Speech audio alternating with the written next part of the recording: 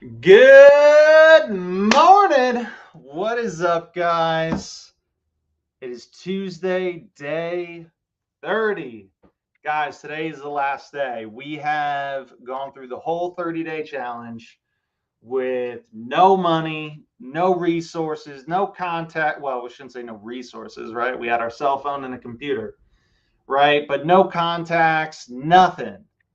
In a totally brand new market that isn't local, right? And showed how to get started. How to get started real estate, how to get started wholesaling, how to get started doing deals. So, what we're doing today, guys, today is a recap. We're going to recap everything, that happened in the last 30 days. What are the results we actually got? What did the 30-day challenge look like? What we're going to go over what are some things I liked? What are some things that went well? What were some challenges or things that I didn't really like? And then we're going to end with my thoughts and my overall thoughts and recommendations to you guys.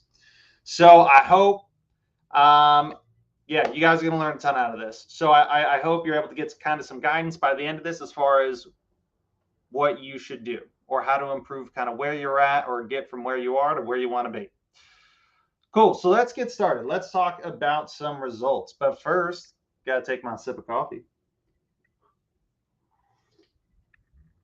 That is hot. All right. So, results. First and foremost, guys, we have a 20K deal closing this week. Literally, it's closing this week. So it's, you'd be like, ooh, it's like, Nate, you should have called it the 32-day challenge. Guys, 20K in 30 days. In your first 30 days, just starting out in a brand new market, like literally starting from scratch, that's pretty crazy. That's nuts. But here's the big caveat, because there's actually a lot of people, anybody can make 20 grand in 30 days.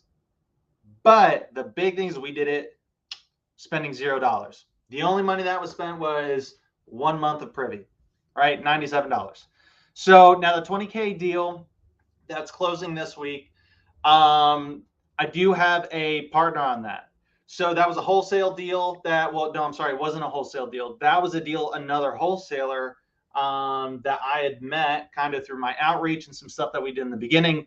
He brought this deal to the table. And I was able to help him get it under contract and then kind of work through that whole process. So we will be splitting that 50-50.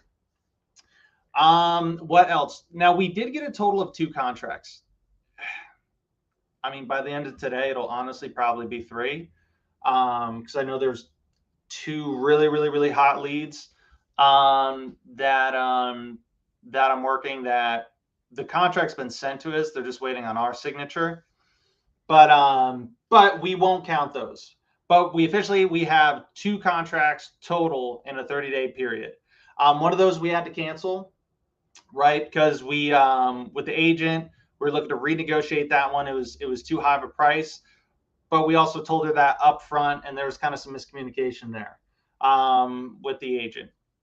So 2 contracts.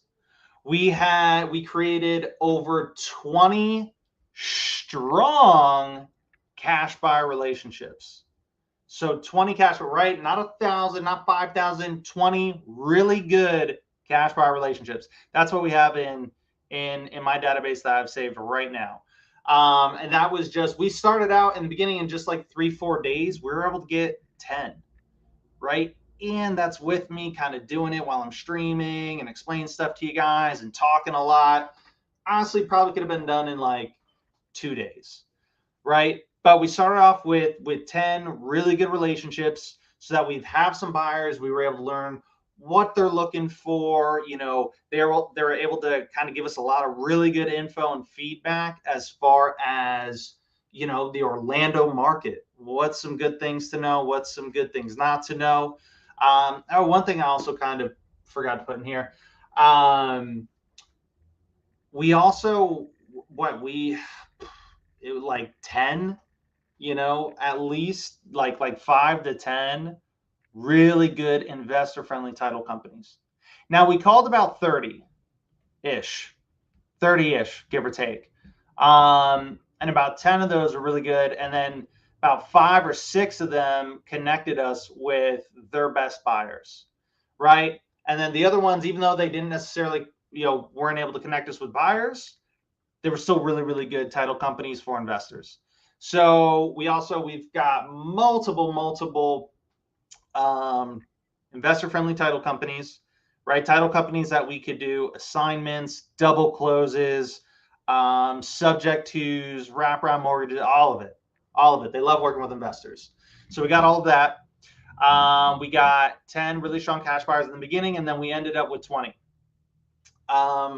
20 at the end. Now we talked with a lot more buyers than that, but 20 that we kind of saved as like, yeah, these are good relationships that we want to hold on to. Like these are the guys we're going to go back to over and over and over again and continually, kind of grow and cultivate that relationship with them.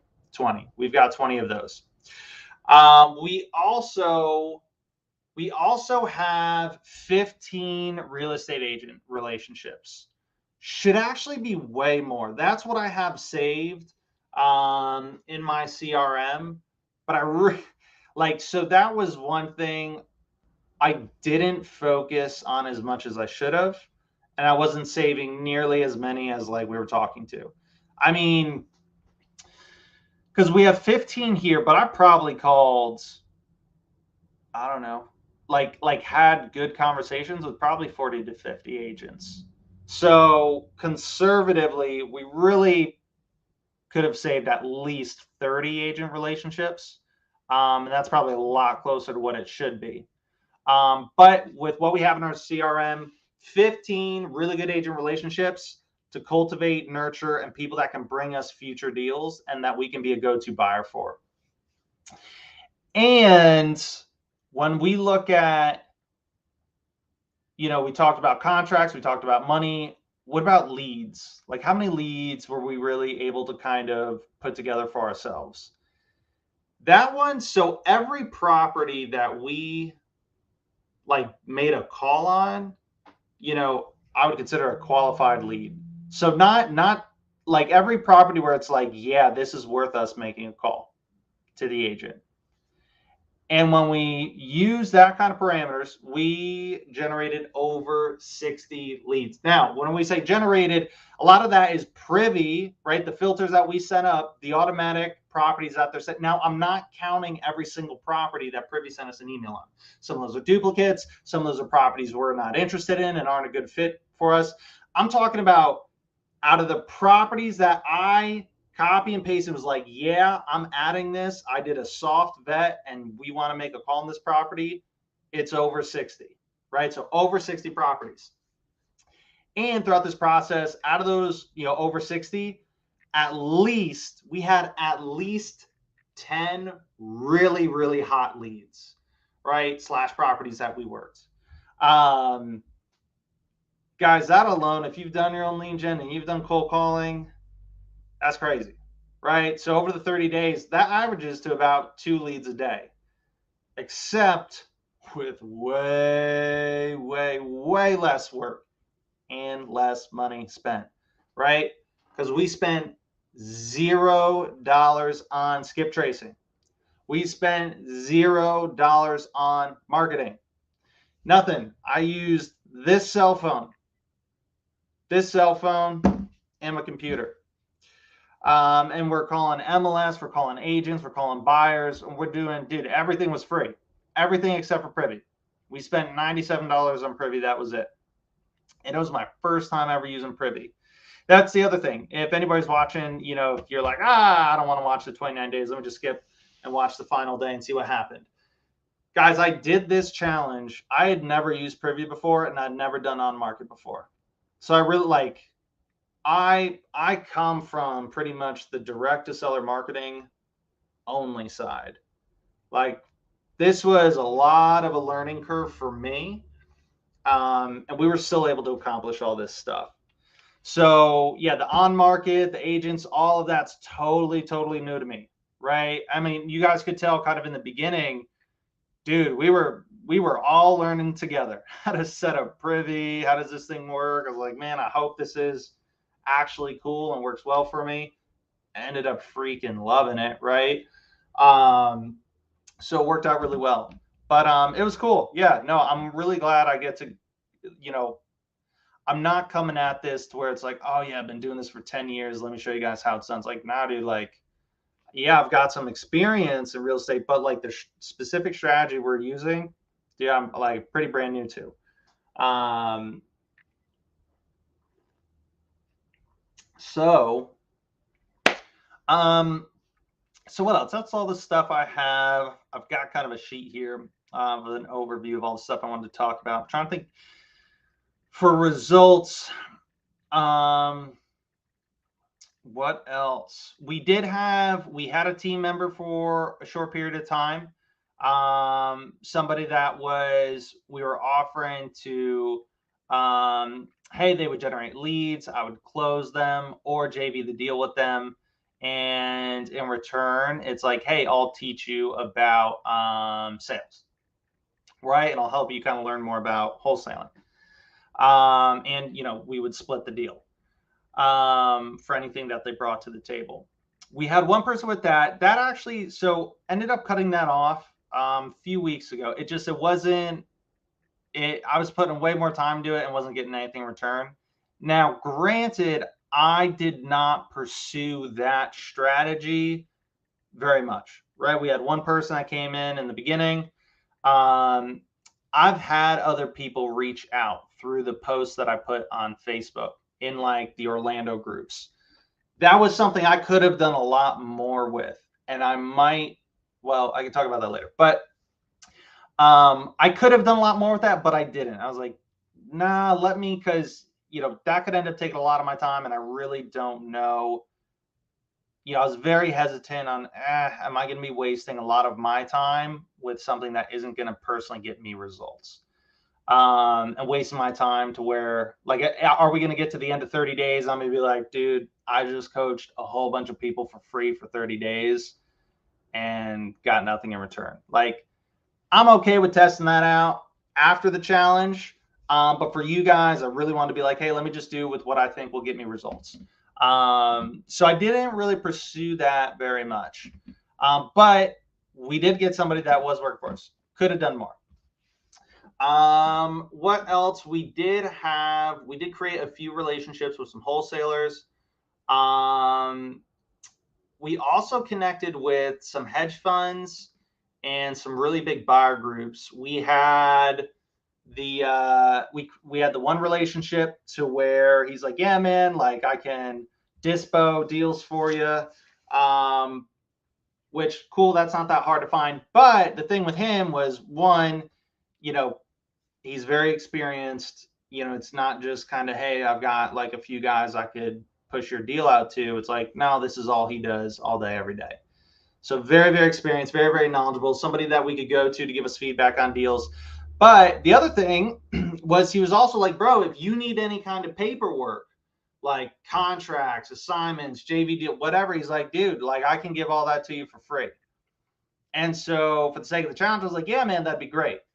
So also got to see how we were able to get all the paperwork that we would need completely for free, specific to our marketplace. So I'm trying to think, what other results did we get? I didn't keep track of how many offers we made. I also offers for me is, it's a great metric to keep track of, but not all offers are created equal. And I hope that's one thing you guys got to sort of notice, right? And I've talked about it throughout the day's process. One dude might make 50 offers a week, right? We talked about how I previously spoke with somebody. They're like, dude, I don't know what's going on, man. I'm making 50 offers a week and it's been like 6 months and I haven't got a deal. I'm like, well, how are you making the offers? He's like, I just vet it and then I shoot like a text or an email.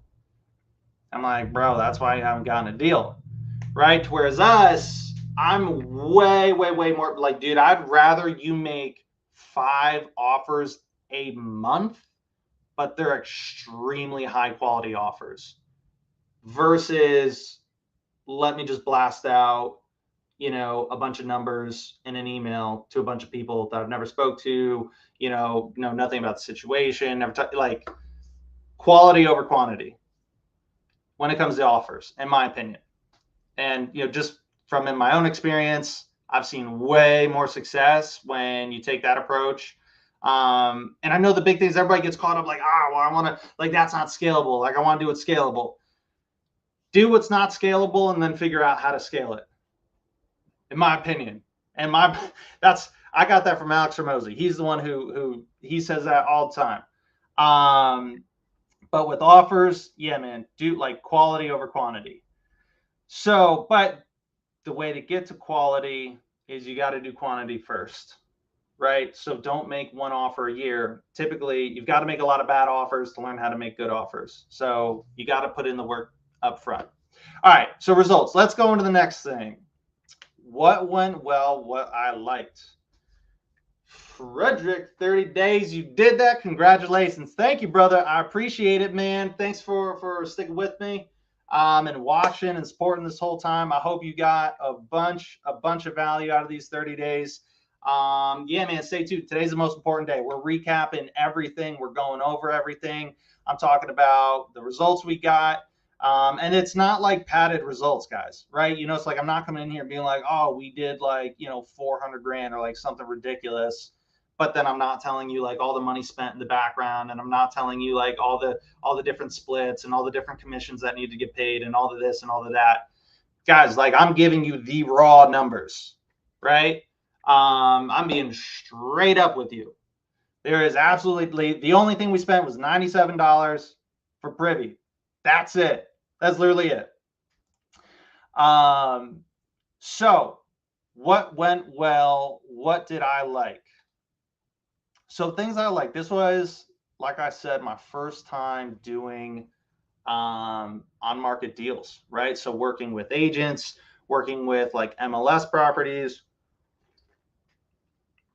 and that whole route. That is a totally different world from direct to seller. Totally different. So there was a lot of a learning process for me.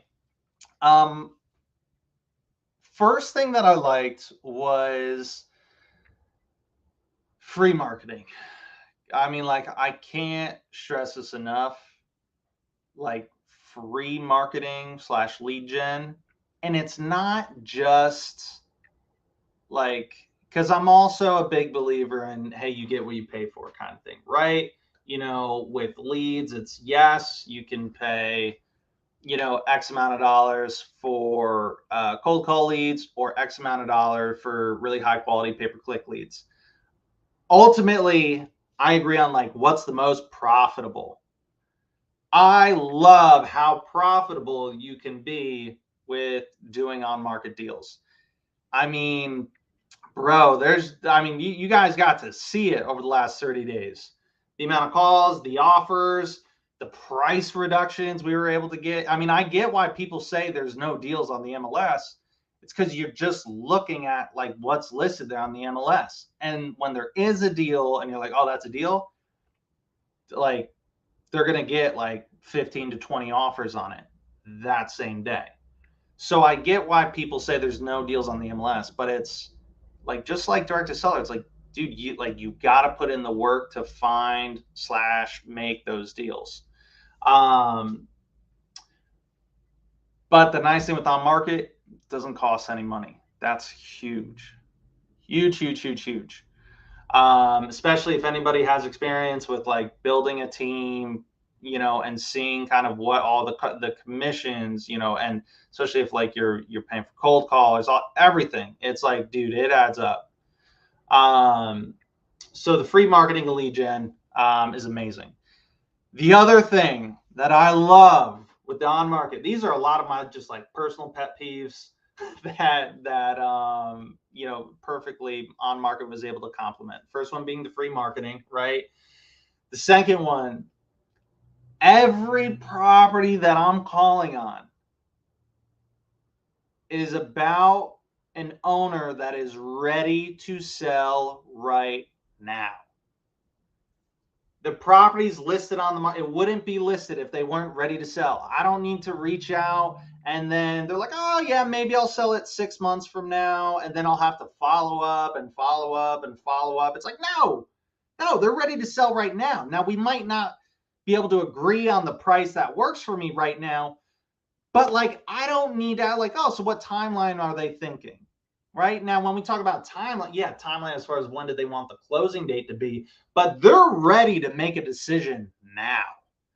I love that. I love that. With direct to seller, that's one of the biggest roadblocks, right? One of the biggest challenges is dealing with everybody's timeline because you're doing cold outbound, right? And reaching out to people, or it could be like if you're doing mail or pay per click, same things could happen.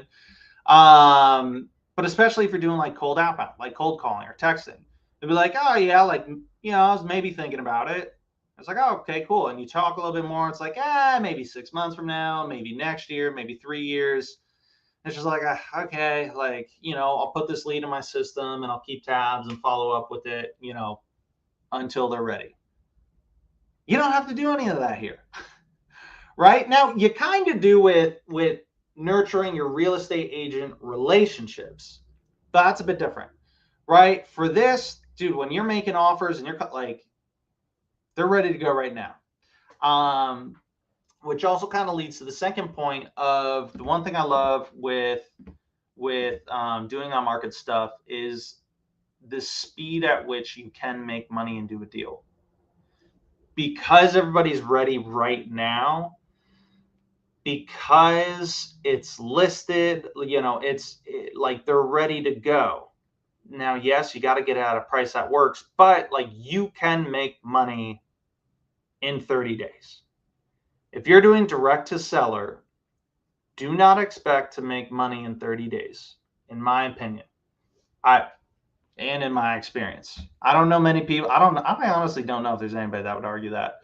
Like, if anybody makes money within a 30-day period of doing off-market direct to seller, that is the exception, not the rule, right? Because the number one thing is I don't want you guys to get discouraged or disappointed. Be like, man, like I saw this person, like they said they made money and like, it was their third call on the second day of wholesaling. And it's like, oh, they got a 50K deal. Guys, like, do not compare yourself to that person or their results. Honestly, be happy if you're not getting those kind of results. Because I wish there was follow-up interviews to people that were like, yeah, dude, I just started like first week, I made 10 calls and dude, I got a 90K deal. I want to see the follow-up interview 6 months later. When that person's like, yeah, dude, so like I spent all that money on cold callers. I haven't gotten another deal. And I've like generated like, over 1,000 leads. And like, dude, I like spent all the money and like, yeah, bro, I'm done with it. Like, this is too hard. I want to see those follow-up interviews because I bet that's what a lot of those ones would look like because it started out so easy for them. And if you're having a really hard time, guys, be thankful for that. All right. It's really hard to be thankful for in the moment. Trust me. I know I've been there. But yeah, if it was easy in the beginning, it kind of disrupts like your whole outlook and your expectations moving forward. Kind of went on a rant there. Lost my train of thought. But everybody's ready to sell right now. Oh, you can make money in 30 days with on market. I love that. The other thing that's really nice is when dealing with on market, so this is kind of a plus minus. We'll get into the challenges and things I wasn't crazy about next. But the one thing I did like is because it's listed with an agent. So meaning there is a representative, there is an agent to help you with kind of, I say help loosely, to help you through a lot of the process, especially from a virtual standpoint. I'm not there to do walkthroughs. I'm not there to open up the house. I'm not there to go meet with the seller in person. The agent is, right? And it's expected of them to handle all of those things. I'm not expected to go open up the door for my cash buyers, right? I'm not even walking the properties, right? I'm not expected to like get the seller up to speed on this or that. Now, I don't mind necessarily getting, communicating with the seller, but that's the agent's responsibilities, right? They are like the built-in boots of the ground for you. to a degree. So that is really nice. And the deal that we're doing, the 20K deal, like that's because that reminds me, I gotta shoot a quick text. That's because the agent was able to, we were able to kind of get the contract changed, to an assignment. We were able to, she took video walkthroughs of the property for us so that we could send them to a buyer that wasn't able to walk it. All those types of things.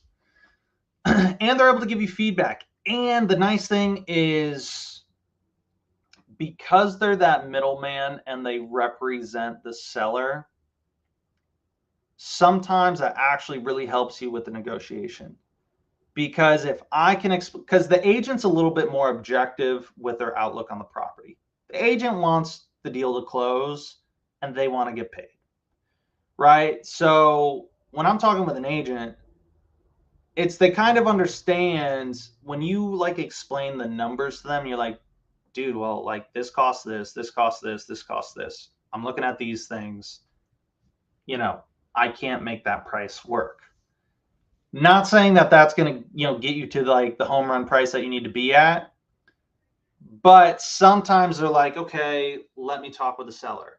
Now, when you're talking directly to the seller kind of perceives that as just like, oh, no, you're just like the greedy investor trying to get one over on me. But when it's the agent that conveys that to them, right? Just think of it this way. It's the investor telling them, no, man, your house needs this, this, and this, and it costs, this much for this much for that, and this much for the other thing. Like, this is why I can only offer up to this price.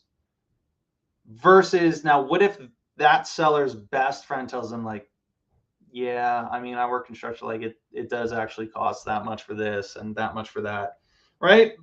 They're gonna way more likely to believe it and way more likely to perceive it as like, you're not just trying to get one over on them. Now, it can also backfire with agents in that kind of same degree, but we'll get to that. So that's one nice thing with agents. What else did I like? What else went well? Privy. So this was at the start of this challenge. This is my first time ever using Privy. And I don't even have an affiliate link for you guys to click on. So like if it wasn't good, I have no problem telling you guys it's not good. But it's good.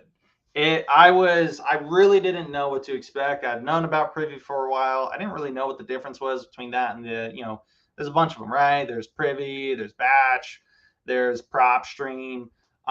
Personally, I've used PropStream a lot just because I have more experience with it. I've used Batch a bunch. And I didn't really understand what Privy really was and what the difference was. So this was my first time using it. Like, in my opinion, now I think they do different things. Let me be clear on that. Privy is definitely like if you're looking to do on market MLS stuff with agents, it's great for finding buyers, and it's amazing. I love it for comping. I don't think there's anything that comes remotely close to it when it comes to comping. The one kind of little fine print, the one little asterisk I'll put with Privy is if they have direct MLS access in the market that you're working. Now, and then that leads you to a subcategory of like, okay, well, one, it might be worth switching to a market that Privy's in. It might actually be worth it. It was for me in this 30-day challenge. Not saying that's the right fit for everybody. Not saying you guys should, I got to up and change my market just because, Nate's saying Privy isn't in my market and I should. No, I'm not saying that, right? You got to look at kind of your own circumstances, your own situation. You might have things set up sometimes working in your local market. Like that's the best thing for your specific circumstances and situation. For me, this worked out really well. But Privy, yeah, if it's in a market that you're working, so good. It was so freaking good. And again, it's like, it's only $97 a month. And with everything that you like, and it's free like deal flow. Like I'm looking at deals every day that met the criteria that I specifically put in. And it's like, instead of me having to look at hundreds of properties, it's like, dude, it tells me right off the bat, like, yeah, man, just look at these 4 properties today and maybe call 2 of them. That's awesome. Right? That's freaking nuts. So Privy, yeah, love it. Absolutely love it. Yeah, and then batch and now I don't know how, I think you can do like direct to seller stuff with Privy. I honestly don't know anything about that. To me, my gut tells me if I wanted to do direct to seller, I'd probably just look to use batch or prop stream. But man, on market stuff like Privy by far. And then last but not least, I've said it like 15 times. I'll say it again. No marketing spend, like no cost, 0 expenses, with the exception of just Privy. I feel like that's one thing that's like a silent killer for people is, you'll get started in this business and, you'll buy a course, you'll sign up for coaching, but then you don't realize like, oh shoot, well, now I've got to spend like 4, 5, 6, 7, 8, $900,000, what thousands of dollars, right? Whatever that is. Like, you're like, wait, I got to spend all this money to do the thing that my thousands of dollars of coaching is telling me I need to do. Well, like that wasn't in the upfront cost of like, oh, when you sign up for this coaching, this course, this mentorship, nobody said up front like, oh, hey, by the way, make sure you've got a budget of about this much money to be able to do the thing that I'm going to teach you to do. Right? That's one thing that I feel like gets so many people. And it's okay to spend money. It's okay to do direct to seller stuff. I'm a big fan of it, but you got to know that, when getting into it. So, but again, this strategy, no money, like literally like 0. So that was awesome. Now let's get on to some fun stuff. What were some of the challenges, some of the things I wasn't so crazy about? All right, cool. So I'm gonna keep it real with you guys. I'm gonna keep it super real with you guys. My goal is for you guys to be able to take this information and just apply it to your circumstances, your situation, what it is you're trying to do in real estate. So there's no hidden agenda. It's just I'm going to be as real with you guys. So we talked about a lot of great things about on market. Now we're going to talk about some of the downsides with on market, some of the challenges, some of the things I wasn't crazy about. So doing on market is definitely, in my opinion, I would say is a bit more advanced than if you're doing off market direct to seller. What I mean by that is, when you're doing on market MLS, it's a lot more kind of structured. It's a lot more formal. There's a lot more, what's the word I'm looking for? There's a lot more constraints, right? So, and you're dealing with other professionals in the business, right? You're dealing with agents, you're dealing with, whatever. The main thing just being agents. So not that deals can't be done with them, but it is a bit more of an advanced kind of situation, conversation, a bit more of an advanced process.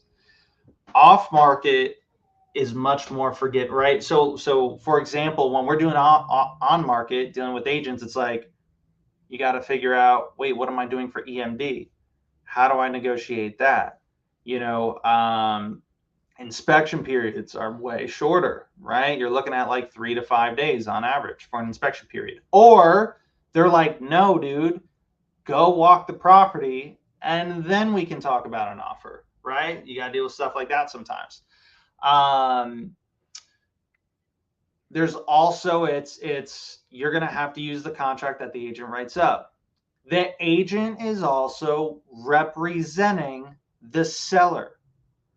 So meaning the seller has someone on their team that's sole purpose is to get them the best deal possible, the best price, the best terms, and make sure this thing gets to close. So it's like you're not just dealing with the seller that's playing hardball. It's like, no, you're dealing with a professional that's been doing this for years and has a bunch of experience, typically, right? You have a real estate professional with a bunch of experience, a bunch of knowledge that's playing hardball with you. So it's not like it's a seller who they've only bought and sold one house in their lifetime that you're talking to. It's like, no, you're dealing with another real estate agent who's been doing this for like 10, 15 years. And they know the workarounds, right? Like if you're, oh, you're asking for a 14-day inspection period. Yeah, we're not even going to talk about your offer because I know you're trying to wholesale this property. Not interested. This is a joke. Goodbye. Click. Right? That's where we talk about a bit more advanced. So there's that aspect of it. The other thing is, agents, they just, you guys kind of got to see it throughout the 30-day challenge, right? They're very aware, for the most part, they're very aware of what wholesaling is and what wholesalers are. And it's funny because they're not very educated on it, but they have a general idea of what it is. And that fundamental belief in that is they're like, yeah, we just want to stay away from that. Now, there's some good reasons as to why they would want to do that. One, because they see it as like, wait, another wholesaler, like that's just somebody cutting into my deal, right? And taking what could be more profit for the agent. But two, the biggest thing is they're like, bro, it's somebody that can't actually perform, that can't actually close. It's like maybe I could shop this around and maybe I could make this perform for you. And they don't want to do that. They're like, why would I waste my time with you? It's listed on the MLS. Everybody can see it. So that's kind of a hurdle to overcome. And again, coming back to that a bit more advanced, you have to be really good at navigating those conversations so that you're not setting yourself up for failure and you're not lying and you don't kind of have a lack of integrity with how you approach the situation. So what I mean by that is you've been able to see me do it multiple times throughout the 30-day challenge. We're upfront and transparent. Like we're not making any commitments. Like we're not lying to any agents, any seller, nothing. If we're wholesaling a property, we tell them that. Now there's ways that we go about kind of giving that information, right? So that they accept it a lot better than just like, hey, I'm looking to wholesale this. But it is kind of difficult to navigate, right? Setting those expectations. And because what happens is, especially with on markets, like guys are still making offers and acting like, yep, I'm the buyer. If you can say yes to this price, we can do it all day.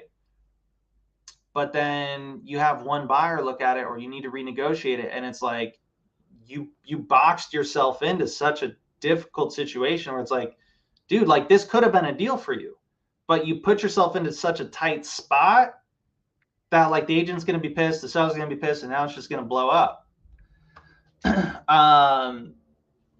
So there's that. There's also the thing that I don't like, or one of the challenges, you have a lot less control over the deal. So what I mean by that is, there's the agent and there's the seller. I like working directly with the seller and being able to communicate directly with that seller and handle everything. Like I wish I could like make an offer on property and be like, oh, hey, can I click the takeover button for this deal? And they'd be like, yeah, awesome. And then like the agent could still get paid, but we just pick them up, set them on the side, and then I just talk with the seller and handle everything. I would so much prefer to do that because so much can happen in that transfer of communication. It's yeah, it can be frustrating at times. So you have less control, and like again, the agent, so the agent has rules that they need to follow also, right? Because in the back of their heads they're like, wait, I need to make sure I'm not doing anything that would lose my license, which is great. Like, I don't want to do anything that would make you lose your license either. But sometimes they don't understand. Like, if they don't understand, it's kind of very similar to attorneys, right? If an attorney doesn't, in my experience, if an attorney does not fully understand something, or doesn't, or is unsure, their default answer is just going to be no, don't touch it, don't do it, it's illegal. And I get where they're coming from. It's probably a really good rule of thumb for them to kind of live by. That doesn't really help us, right?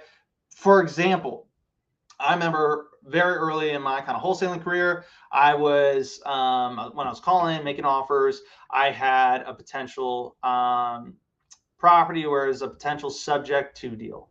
And I asked, the funny thing is, it was a family friend who's like an attorney, and they're a real estate attorney. And like, her and her husband, they would buy foreclosures, they'd fix them up and have them as rentals. So they had some, like, their experience in the real estate investor world. I asked her about subject to, and I explained to her what it was, and she's like, oh my gosh, like, no, that's illegal. I wouldn't touch it with a 10-foot pole. Like, it's illegal. Don't do it. Man, that was difficult trying to, and then, of course, I grow, I learn more, and I'm like, oh no, like, this person just wasn't educated on this matter. But it's not necessarily bad advice coming from her. So same thing with an agent. The deal that we're going to do, that we're going to be assigning, that's going to be closing this week. That agent, she's like, she's been an agent for 20 years and I'd never done an assignment, because her broker always told her, nope, no assignments, we don't touch it. Right? And now she just didn't really understand what it was, if it's legal, like what it's not, right? She just didn't know. Now, she's actually been a great agent to work with. I'm like, that's a relationship I'm going to keep for a long time. She's been amazing. But it's just new to her. So anyways, reeling it back, flexibility. So you have a lot less flexibility to make changes to the deal. Guys, when it's direct to seller, when you can negotiate anything, right? When it's direct to seller, dude, you can have your own contract, right? I mean, typically that's what people use. They use their own contract, and it's typically very much in your favor, right? You can have 30-day inspection. The contracts I used to use for direct to seller, it'd be like a 30-day inspection period, like standard, all right? 30-day inspection period, $100 EMD that was deposited like at the end of the 30 days. And then closing, whenever we talked about. But it was, I mean, like, that is way more flexibility, right? I mean, we could have definitely made some money if we were able to do that on some of these deals. Like, if you gave me 30 days to work the property, we could work something out. And if we had to renegotiate an extension or renegotiate price, the ability for me to do that directly with the seller, the likelihood of me being able to successfully do that, depending on the situation, but I think overall much higher if I'm able to negotiate that directly with the seller versus with the agent. Unless the agent is like super, super on your side and they're like, able to present that really, really well. But I would say that's more the exception than the rule, in my opinion. All right. Next. Hold on. We got a comment here. Frederick, I found a prospect on Privy in Chicago, been on market for over 250 days. He's asking 110, no interior pictures, comps of 200K, maybe 210. How would you approach the agent? One, I would ask for pictures. Two, dude, like offer the same way that I always do. I would say, hey, so I see you have it listed here for 110. Look, I'll be honest, I don't know exactly what I could pay just yet. Um, but I don't think I'll be able to come all the way up to 110. And at the same time, my goal is I'm not looking to make an offer that would insult you or the seller. I guess my question is what price do you think the seller really needs to be at? See what he says, right? And then from there, if it's like, oh, what if it's a really difficult agent? And I would just kind of like, so for that whole situation, like have a lot of reluctance, right? Going in and be like, look, I'll be honest, this is a big project or there's this or whatever. I would some type of negative. I'd be like, I'm interested in the house, but it would really depend on blank. Or if I could do this, I might be able to do that, right? If I'm able to do this, and if the rehab kind of came in perfect to what I have here on paper, I might be able to make that get in that ballpark range. I wouldn't commit to any hard numbers, right? Until the person's ready to say yes. But I would try really hard to get a number from the agent. And then again, like don't put yourself into this box to where you're saying like, yeah, we can do 100K today and it'll be a cash deal and we're good to close. Don't do that. Be like, look, I think you want to have it be an if. You want to have it be an I think. Because what that does is it lets them know where it's like, bro, it still depends on the walkthrough. Like, I'm getting an inspection period, and it is going to be dependent on how my inspection period goes. And that's where you can also work in, I am also going to have some other guys look at it.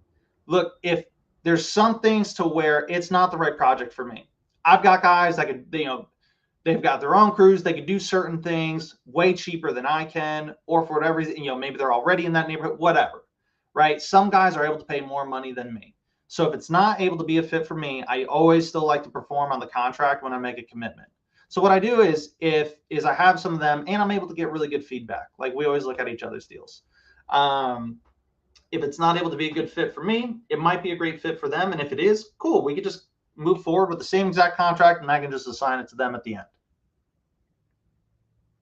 That's more or less what I do. I hope that kind of helps. But basically, don't give a firm commitment to anything.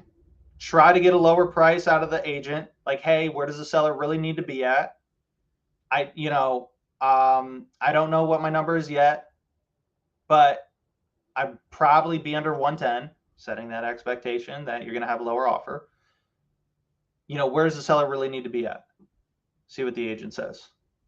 Then, okay, do you have any pictures of the inside?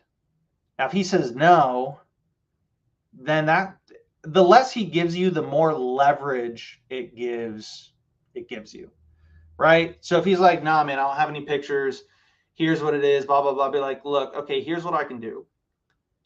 I might be able to make 90K, 80K, whatever he says. I might be able to make that price work, but it really depends on the walkthrough. Here's what I can do is I'd be willing to move forward with an offer at blank price. But I do just want to be totally honest, like it would be dependent on how the walkthrough goes. Because if it's totally, I don't have any pictures or anything. If it's totally different, then I might need to renegotiate it. Right? And you set all those expectations up front. And if it is a deal, cool, do the deal. All right. I hope that helps, Frederick. All right, moving on. So challenges, another thing. What was another challenge, another thing that I'm not crazy about with what we did? So for on market, another downside is buyers are they're a bit less intrigued by on market properties. Off market is more desirable, which is the funny thing. People think like, oh, dude, like For wholesale deals that are off market, a lot of guys think like, oh, if I could just buy this and list it on market, dude, I'd make so much money. Sometimes there's truth to that, but sometimes you can get a better price selling it off market because there's like this allure, this sexiness to like, ooh, it's an off market deal. Like that's a real thing. For example, take the one hedge fund. They're not buying any on market deals for absolutely no reason. Like, it doesn't matter what the price is. If it's on market, they won't buy it. So, and there's a lot of other, and there was another, the buyer Renato that we were not a fan of. Dude, he was also like, it's an on market deal. I'm like, bro, but it's a deal. He's like, yeah, I'm really only looking for off market stuff. He's like, if it's on the market, then I've seen it already. I'm like, yeah, but you haven't seen it at my price. And he's like, I don't know. So, and you'll get a lot of pushback. Like, even if it is a rock solid deal and you get it, like, even if list price is an amazing deal and you get it under contract at list price or like $5,000 below list price, guys are going to give you pushback on it just because, I don't know, it makes them feel like it's less of a deal or whatever, but it is a real thing. Now, there are some buyers to where they're like, dude, a deal's a deal. Like, I don't care where it comes from, what it is. Like, as long as the numbers work and I can make money, cool. But just know that, like, there are going to be other buyers that will give you pushback. All right. I'm trying to think. That's all I had here. What was there anything else? We talked a lot about kind of how agents can be a bit of a downside. The contracts, dealing with all that stuff. Less control, less flexibility over the deal. We talked about the properties not being off market deals. Another really important thing, we kind of touched on it, but I'll give another specific. So you can wholesale on market MLS deals.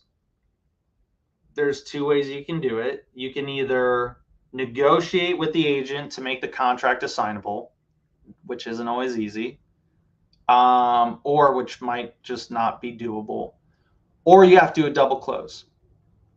Now, double close, depending where you are, like, could be no big deal, like a double close everything, or it's like, bro, nah, man, I don't want a double close, like ever. Orlando's one of those markets where we almost never want a double close. The reason why is because of the expense. So to do a double close, basically, like, to take an average deal of, let's just say, 250,000, that would cost about $4,000 to close that deal in closing costs. But if you do a double close, times two, right? Because of like the state tax and whatever, that gets really expensive. So, dude, you can have $8,000 cutting, and you're like, oh, but like the end buyer covers all that. Not always, right? And if you're doing a double close, they're probably not going to want to pay, the full $8,000 just so that, your fee isn't disclosed to them, or, because you can't assign it or whatever. They don't care. So there is that. Yeah, so there is that issue too with the double close, that can eat into your spread. Now, luckily, that's the whole the deal that we are closing. That's why we reached out and we're like, hey, we want to switch this to an assignable contract. Now, this wasn't the plan from the start. Was like, oh, we'll just double close it. But then, after talking with some of the good title companies that we had gotten in touch with in the beginning, they were able to educate me a lot more, and they were like, yeah, no, this is what it's going to cost you. I'm like, I don't want to do that. So for me, it was worth, I risked, like, the whole deal was risked there for a minute. The whole thing could have fell through, and that was something that had to get negotiated with the agent to have the contract switched to be assignable. Now, there was a lot of things that was in our favor to help with that negotiation. Like, it really shouldn't have been that hard, because it's like, dude, we're past the inspection period. Like, We've got non-refundable EMD in place for you, all these other things, blah, blah, blah. But it was still a factor that we had to deal with. All right. Moving on. Last but not least, what are my final thoughts? My final recommendation to you guys after this whole 30-day challenge. All right. Couple things, some of which may actually surprise you guys. So I'll start with there is a lot I like about on market. There's a lot I like about on market. Biggest one being that there's no overhead and it's free.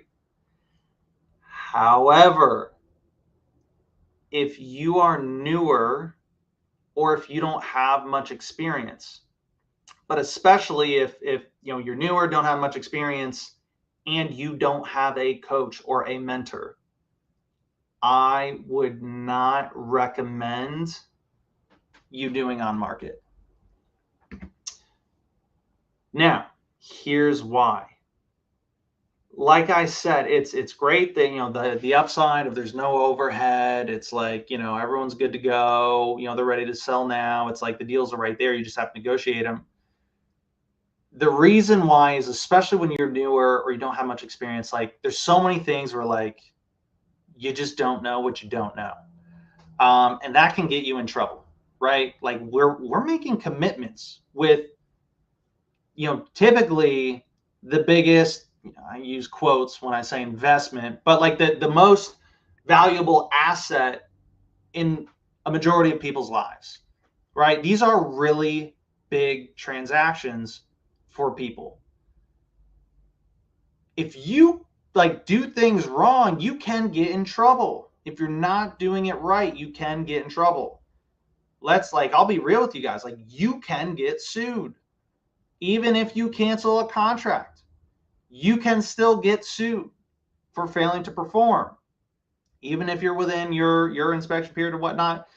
And the biggest thing, now I'm not saying like you can't, cancel during an inspection period, but the biggest thing that will get you in trouble is, and especially with wholesaling, whether it's on market or off market, the biggest thing is when you're making commitments and you're not fully telling the truth, and then things fall through and you don't fulfill those commitments.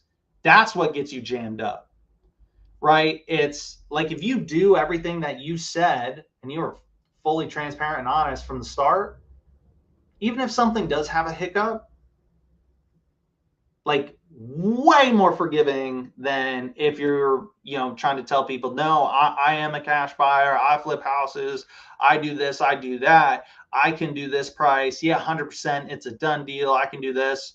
When you're talking like that to agents and sellers and you're making offers, you're gonna get jammed up. I don't want you guys to get jammed up, okay? And the other thing is, like, again, it's not just you talking direct with the seller. Like there's now another real estate agent, another professional in the mix to like deal with it, right? So to give you issues. The other thing is agents, you're going to ruin more relationships. Like if you start by kind of cutting your teeth with on market with agent, and it's like you don't have any experience, you're newer and you don't have a coach or anything like that or a mentor, you're just going to have a lot of stuff fall through and you end up hurting a lot of relationships. And the thing with, now it's one thing if you're talking with a bunch of sellers and it's not going through. Those are one-time transactions. Agents, those are relationships that can bring you multiple deals. You don't want to, and it's like, guys, real estate is a small space, right? There was a house I was looking at yesterday where I was talking with a buyer on it, and he was like, oh yeah, like I know the agent, like really close with her, blah, blah, blah. And he's one of the biggest buyers in Jacksonville. Dude's buying like 4 or 5 houses a week. So, excuse me, it's a small space, right? And you don't want to ruin relationships primarily by not doing the right thing. It's okay if things fall, like, you are going to have to cancel contracts in this business. That's part of it. But like, go about things in an ethical and honest way, right? Have integrity with how you guys operate, with wholesaling. And the thing is, I just see it's way too common, unfortunately. And like, it's crazy. Like, so many people even like teach it in this way. But yeah, don't go kind of boxing yourself into these sort of really tight spots that'll get you in trouble. So, and I think, yes, that can still happen with off market, but when you're doing on market with agents and, state contracts and all that stuff, it just amplifies that risk, right? It just increases it. The other thing is, on market MLS, it is much less forgiving. Meaning, like, you've got, like, especially as a wholesaler, like, dude, you've got to be on point with like everything, right? You've got to have your buyers be on point. Your numbers got to be on point. Your negotiation and communicating skills need to be on point. Because it's like everything is much more constraints, right? You're dealing with a real estate agent now. You're dealing with, only 5-day inspection. You're dealing with earnest money, right? All these other factors you're dealing with. You do need to close in this time period, and they might not want to re-sign with you or do an extension or whatever the case may be. So it's just a lot less forgiving, right? If you're doing off-market direct to seller, like, it's whatever you negotiate with the seller. You can do a 30-day inspection period. You could do a 60-day close. You could do whatever, right? Whatever you guys negotiate and agree upon. So yeah, that's kind of that's sort of one big thing. 2, another thought / recommendation after I take my sip of coffee. Real quick, let me just pause. Are you guys, is this helpful at all for you guys? I know I've been talking a lot. I've been going through a bunch of stuff. I hope it's kind of making sense. I'd love any kind of feedback from you guys watching. Agree, disagree, love, hate, like, hey man, I like this point. I don't like this point. I love any kind of feedback and would appreciate any kind of input and any questions. Guys, this is the last day of 30-day challenge. If you're here, if you have any questions at all, dude, ask. I'm right here. Frederick, you just got some one-on-one, right, specific advice on how to handle the situation. Other guys, I recommend you do the same, man. Take full advantage. Totally, it's like free coaching. All right, but moving on. So, second thing on my thoughts / recommendation. Sales / negotiating / effectively communicating, like, that skill set is the most valuable skill you can develop. Like for wholesaling and real estate, but I mean for life, it is such an invaluable skill, right? I mean, you look at people like across all sorts of different industries, like Warren Buffett, right? You think like, dude, what does he have to do with sales and negotiating, right? Like, he's not cold calling, making cash offers. No. But if you ask him what's the most valuable thing he's ever done, he talks about when he did a communications course or whatever with Dale Carnegie. Dale Carnegie, the book How to Win Friends and Influence People, right? So, and it was I think it was like a 3-day weekend or whatever, or a seminar or something. But it had to do with his communication skills. So your ability to effectively communicate and know how to kind of influence people, but mostly like effectively communicating is the big thing, and negotiating. It is so valuable.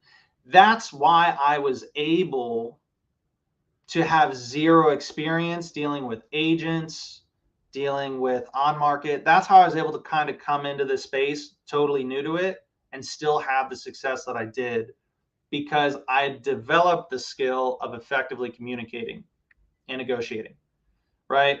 And there's always more I can grow in that area, for sure. I'm not the best in the world, but I've learned enough to be dangerous, right? So that carried me through. And same thing, like even the deal that we're going to make money on, the wholesaler brought it, dude, this deal would have blown up a long time ago if I wasn't in the picture, because I was like, yeah, after the first, because the first day that we had on our contract, the first buyer that went there was like, hey, I'm here for the wholesale deal walkthrough. Agent's like, I'm sorry, what? Right? I was the one that called her and I handled that conversation. Then she only spoke with me from there on out. Right. And like the deal was like sort of hanging by a thread for like basically 2 weeks. Right. And I was able to like keep it cool. We were able to switch it to an assignment. There was a ton of fires I had to put out.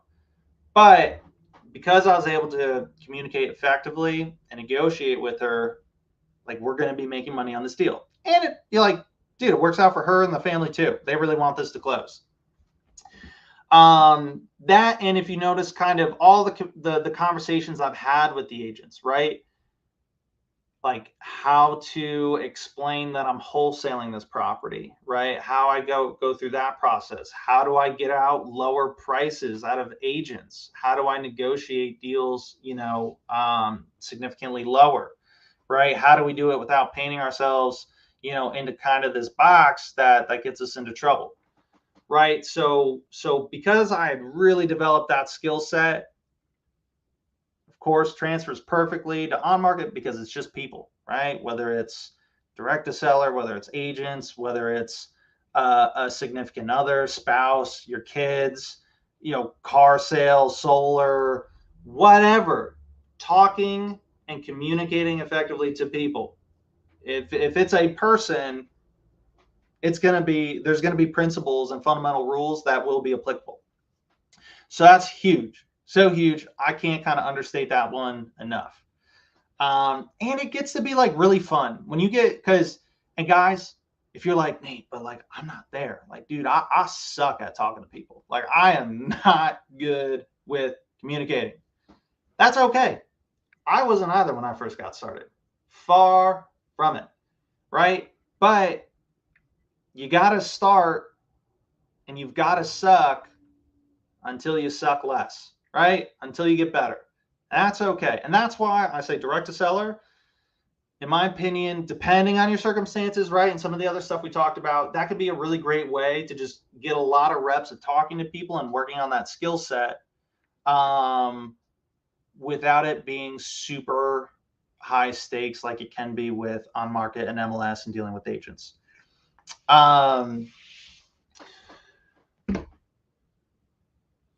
What else? What else do I have? Also, that skill applied when we were talking with buyers too, right?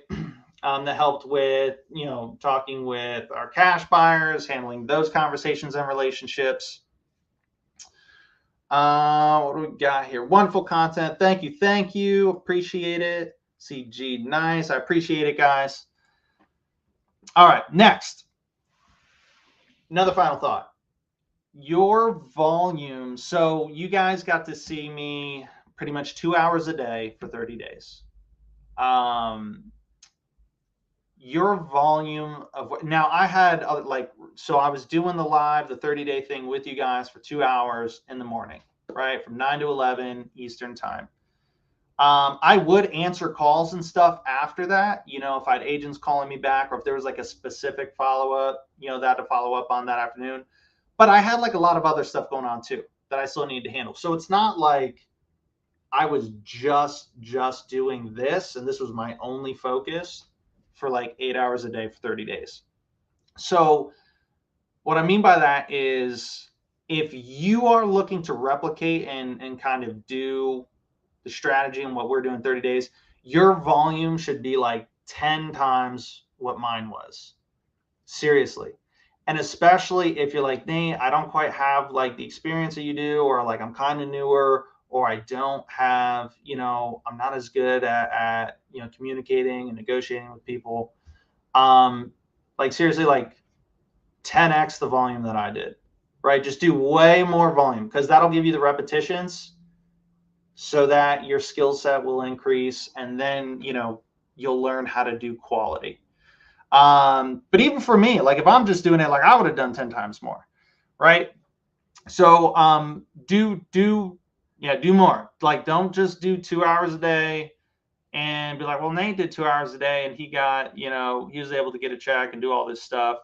Um, got make like set kind of like an unreasonable expectation of yourself, right? And what I mean by that is, don't be like, oh, I'm going to make 5 calls a day for 30 days and my goal is going to be to make 50 grand. Like, no, make it something reasonable. Be like, well, I'm going to make 100 calls a day for the next 3 years. And if I haven't made any money, then I'll quit. It would be unreasonable for you to make that many calls, right? If we're talking about 100 calls to like agents on properties, right? If you were to make 100 calls a day for 3 years and not do a deal, like yes, that is unreasonable. Like, you will do a deal before that time period. So do the unreasonable thing that would pretty much guarantee you success. That is my advice as far as your outlook, as far as expectations for like what habits and how much work. I would much rather you err on that side rather than setting, having kind of too low of an expectation, right? And thinking like, well, I should be able to make money with just this little bit of work. Like, no, do like an unreasonable amount of work with, and kind of overachieve whatever it is that you got set. That's my advice there. Also, one thing you guys didn't get to see, and I didn't do it during the challenge, but I would also highly recommend something that you should do differently. Be wet. Like, I didn't do any follow-ups, right? With the agent relationships. Now, some of them, it's like we're following up like 3-4 weeks later. So it's, it's not until like now or in the next few weeks that I would be following up with them. But be way more active with your follow-ups and actually do your follow-ups, right? Text, phone call, touch base with the relationships that you've already created and that you've started, and cultivate those relationships. That's where like the real money is going to come from, especially over the long haul. The other thing is, I didn't, for the 30-day challenge, I didn't focus as much on creating those relationships with agents as I believe I should have, as I believe, you should. We only added 15 agents. It was more, we were looking at properties, and just because, that was taking up the time that I had, looking at the properties, making offers on the stuff that we had, and just kind of the hot stuff on the table.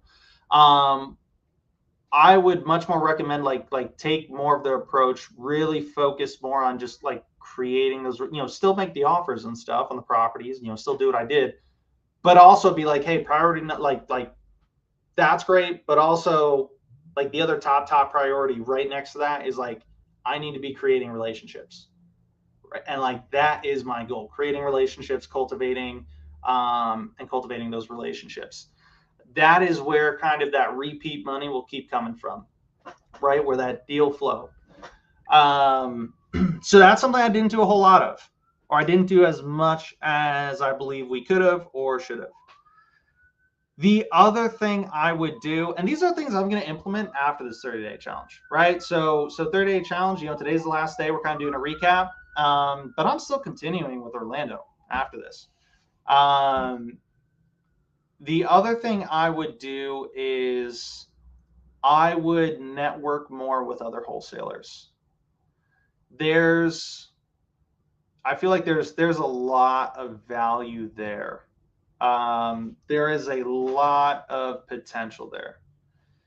And, for like deal flow, for that off-market deal flow, right, which is great. And like, for me personally, there's a lot of value I can add to other wholesalers, especially if it's off market, if they're kind of new. Well, I mean, like, for example, the guy that I'm working with on the deal that we have, he kind of brings me everything now. He's just one person. He's been bringing a lot to the table, but I do a lot for him too, and he's able to get a lot in return. Like, the deal that we're doing would have never made it to close, if I wasn't able to help out. We also, I shouldn't say that. I could be wrong, but there's, yeah, I have a hard time seeing it still being able to close. Um, but he's able to, I mean, I'm able to provide so much as far as, hey, here's what I'm seeing the value is, my experience with comping, my experience with valuing, my relationship with my buyers, teaching how to, hey, when you make the offer, word it like this, right? Set it up this way. Um, all these things. So there's a ton of value that I can bring to the table. So wholesalers are like, oh yeah, like I do want to work with him.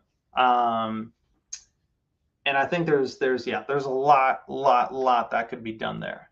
Now, on the flip side, as I take a sip of coffee, I think it's kind of similar to on market. If I don't think it's as effective if you're like brand new, right? Or you're newer, or you don't have really a whole lot of value to add to another newer wholesaler or another wholesaler that might even have more experience than you. It might not be the best approach for you. Reason being is like, a wholesaler is going to be sending you all these deals. And if you're not really good at comping or negotiating, or if you don't have really strong cash buyer relationships, or, if you got to have something of value to be able to bring to the table in order for that relationship to be valuable for the wholesaler. Now, there's some people to where, and I think you can still make money that way, but like you might only do like one deal like once in a rare while. I think it'd be more of the exception than the rule. And you're like, well, Nate, well, how do I provide that value? How do I, get to that point? It doesn't necessarily have to be from experience over time, right? Again, this is another thing where I think if you have like a coach or a mentor or some type of special training, you can leverage all of that, right? Like, your coach, your mentor can, whatever your specific circumstances are, they can be, hey, yeah, no, this is how you should position yourself with wholesalers. Here's how you specifically can help them. I know I was talking with one guy to where he had a lot of experience in construction and rehab. And I was like, dude, like, I'm terrible with rehab.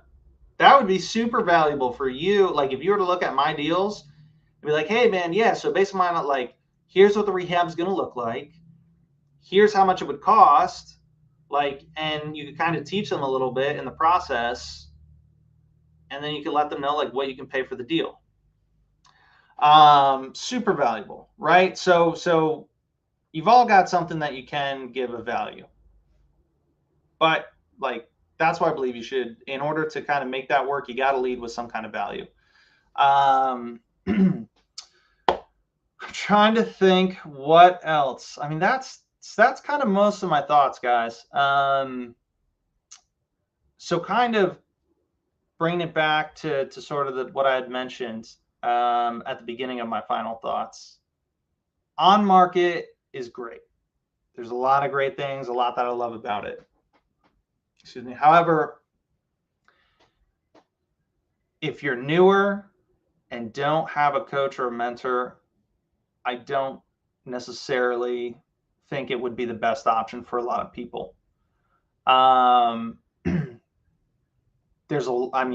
you can find a coach, you can find a mentor.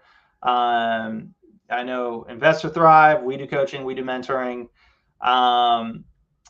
But you can do direct to seller, but it is going to cost money, right? So direct to seller, there is that marketing expense. One, there's kind of two sort of boats I see people get into. It's they are spending money on marketing, and it's like they're just learning from YouTube, and you end up spending a lot of money and a lot of time and just not really knowing how to do stuff, and you're sort of running in circles, right? And just everything's falling through, and it's not really working out. A lot of frustration, like a lot of pain, right? a lot of hiccups, a lot of bumps along the way. There's people where it's like they'll pay money for a mentorship or a coach, and either one, it's not that good of a mentorship or coach, right? And you're like, ugh, I just spent all this money on this. But two, I think the biggest thing is they spend all their money on that mentorship or that coach thinking that's all that they needed, right? Because that's pretty much what they were told. Is like, dude, you just sign up for my thing and you can make money. But then all they teach is like, yeah, dude, you got to be spending money on marketing and like your budget needs to at least be around this.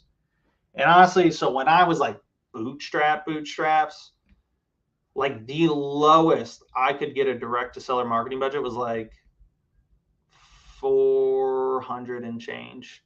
It was like 450. And I didn't have 450 to be spending a month. So I literally was trying to work down every penny.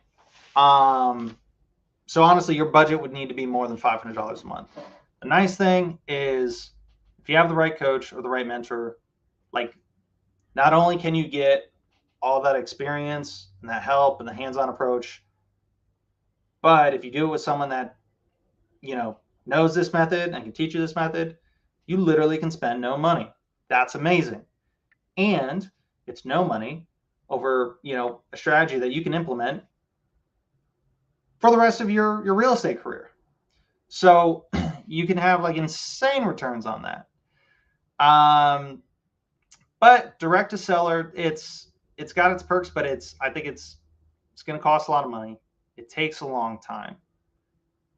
But if you are set on like, hey, I just want to kind of watch the videos and learn on my own, that's the route that I would recommend. I don't necessarily think, I think it's worth if you're able to sign up for a mentorship and implement this. I think this is the fastest, best way. It's the most profitable, right? And dude, like we're just getting a snowball started, right? Like the agent relationships that is consistent deals coming in over a period of time. So the more we cultivate that, it's not like sellers to where, oh, let's build our pipeline of leads, because those are one and done deals when you do a deal with the seller. When that pipeline is agents, bro, they're the ones doing all the outbound reach. So when you cultivate your relationships with them, that could be a lifetime of deals, right? With all those people. So, yeah, I hope that kind of sums it up. I hope that makes sense for you guys. I hope you're able to get a little bit of clarity on kind of where you're at, what you should do, what's the best fit for you. And guys, look at like everybody's circumstances are different, right? It's not like a one size fits all approach. Everyone's circumstances are different, so take that into account. But I hope this was able to help you guys out. I had a blast with this challenge. I'm excited to see, kind of what we're able to kind of build up through Orlando and everything we're going to be able to do there. I'm really excited for that. I've also been helping out a lot and doing coaching with Nathan Payne and Investor Thrive. That's been awesome. I know him and we've been really passionate about teaching, helping people out, coaching. And just because we've had a lot of, I know Nathan Payne and myself, we have had so many struggles. We've done things the painful way. We've done things the hard way. And it's like, we believe this business can work great for people, but we also just believe like, one, there's a lot of bad coaches out there and a lot of expensive bad coaches out there. And not all strategies are created equal. We also believe that. And, we believe a lot of people have just taught the wrong way to do it, like an unethical way of doing things. And there is a right way to do it. There is an ethical way to where you can feel good, you can feel proud about what you do, and you can make money, right? And be profitable and not go broke trying to wholesale real estate. Let me because we actually do a master class on Thursdays. Let me try to throw a link for you guys. If anybody's interested, it's totally free. You guys can sign up. It's usually like hour and a half, and we kind of go through everything from start to finish, from picking your market to like how do you get deals sold. Let me. Jeez, I thought I had the link somewhere. One other thing, guys. The one rule, no matter what approach you take, on market, off market, whatever, one rule should apply. Always, always, always, always, always, always start with the buyers. Always start with those buyer relationships. The only exception is if you are looking for deals to buy for yourself. That's the only exception. Other than, well, in that case, you are the buyer, right? Other than that, everybody should be starting with that. So no matter what your circumstances are, you can at least leave here with that rock solid. Start with your buyers first. Start with your buyers first. That's all I ask. That's all I ask. Just do that one thing for me, guys.